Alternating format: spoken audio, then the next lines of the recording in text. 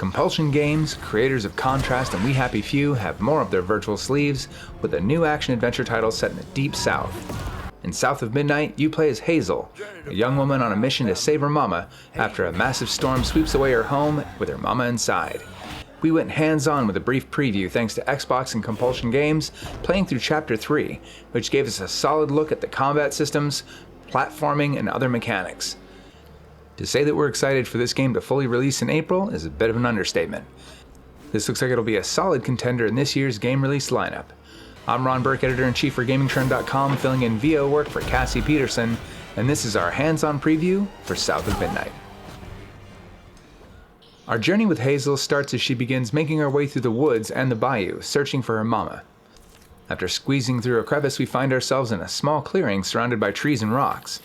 As we move forward, we catch a glimpse of a ghostly figure in the distance who seems to be trying to find something as well. Following them around a couple curves along a path, we're brought to another clearing, and this is our first enemy encounter. But right away, we're being thrown in, getting our first taste of combat. What is that? Hazel is a weaver, an individual who can see beyond what the normal person sees, seeing the strands of life as they intertwine and helping where they can.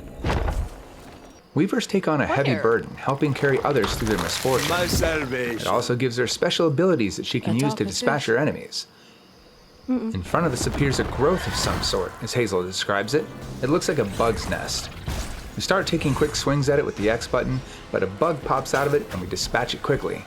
After slashing away at the growth a few more times, it's ready to be unraveled, destroying it and restoring a small amount of our health. There's another one of these nests that has to be destroyed, but other creatures called haints appear to slow our progress. Striking with the X button is the primary melee attack of what looks like daggers, but you can also use the left trigger to pull an enemy closer, and right trigger to push them away. The right bumper also weaves them, which prevents them from moving and makes them able to take more damage. When the enemy is weak enough, you can approach them and press Y to unravel them. Pressing B allows you to dodge an enemy attack, and if you make a perfect dodge, you'll set off a strand blast that deals a small amount of damage to the enemy. Once the creatures and nests have been destroyed, you have to get rid of the existing stigma that blocks your path forward by approaching the knot in the area and unraveling it, which also gives you some floof, the currency used to upgrade skills and spells. If you're noticing a sort of strings of fate kind of feeling, you're on the right track. After clearing the stigma, we continue along the path, eventually learning how to clear blocked pathways with the right trigger, repair damaged structures with the left bumper, and double jump with A and glide with B. We finally find ourselves in the bayou where we can see our thorned roots emerging from the ground, snaking their way through the water, around trees, and off into the distance.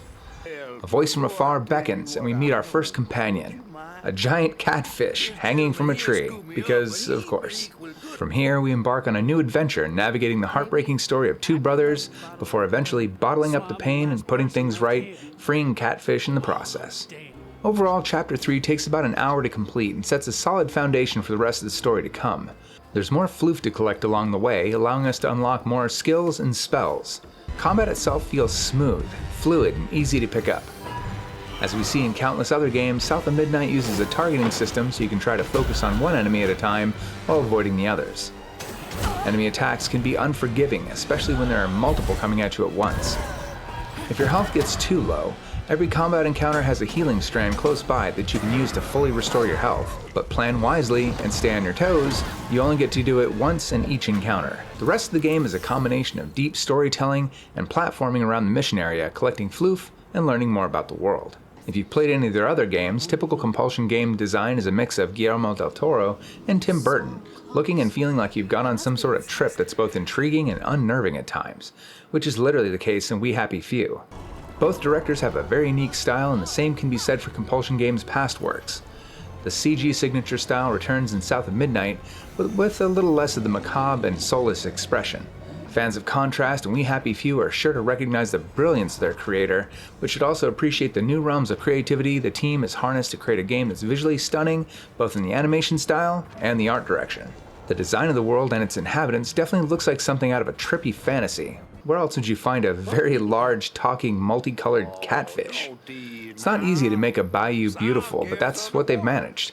I wish the game was more open so I could explore more of the world, but at the same time I appreciate that it was kept linear, with some of the nooks and crannies to peek into for hidden goodies and bits of lore. I'm excited to see what other environments and scenery we'll get to see in the full release, and I'm also a big fan of the stop-motion animation style. Combine that with the design and art direction with sprinkles of Southern charm, and South of Midnight is looking like an early contender for a handful of nominations and awards down the road. Our time with the game was brief, and this was just a small look, but the spark of excitement is definitely there. We can't wait to see the rest of the game when it releases on April 8th on Xbox Series X and S and PC, and also coming day one to Xbox Game Pass and PC Game Pass.